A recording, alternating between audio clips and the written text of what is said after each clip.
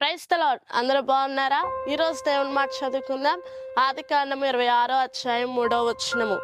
ఈ దేశమందు పరవాసివై ఉండుము, నేను నీకు తోడై ఉండి నిన్ను ఆశీర్వదించదను. మీ జీవితంలో కొన్ని సమయాల్లో కరువు వచ్చిందని దేవుని విడిచి వెళ్ళిపోతూ ఉంటారు. దేవుని మాట మర్చిపోయి వెళ్ళిపోతూ ఉంటారు.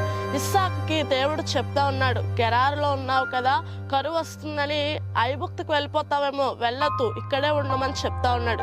ఈ దేశమందు పరవాసి ఉండని చెప్పినప్పుడు ఇస్సాకు ఆ మాటకు లోపడతా ఉన్నప్పుడు దేవుడు ఒక మంచి వాగ్దానం చేస్తున్నాడు. ఏమనంటే, నేను నిన్ను ఆశీర్వదిస్తాను, నేను నీకు తోడైండి నేను నిన్ను ఆశీర్వదిస్తాను అంటున్నాడు. కరువు వస్తే దేవుని విడిచి వెళ్ళిపోవడం కాదు, ఆ కరువులో దేవుడు నీతో ఉన్నాడనే విషయాన్ని జ్ఞాపకం ఉంచుకున్నట్లయితే ఆ కరువులోనే దేవుడు ఆనాడు ఇస్సాకుకి 100 ఫలాన్ని ఇచ్చినట్లుగానే నీ జీవితంలో కూడా 100 నిన్ను ఆశీర్వదించడానికి ఇష్టపడతా ఉన్నాడు. దేవుడి వాగ్దానం నీ జీవితంలో నెరవేర్చును గాక.